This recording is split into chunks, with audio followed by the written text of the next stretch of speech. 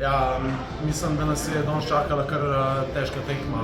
Včeraj vemo, da je bil day off in po takih dnevih je na začetku težko zalaufati noge, ampak mislim, da smo tekmo suvereno odpravili. Mogoče v zadnji tretjini nam je malo padel fokus, ampak odločno pripravili z rezultatom 5-2 in na koncu zmagali.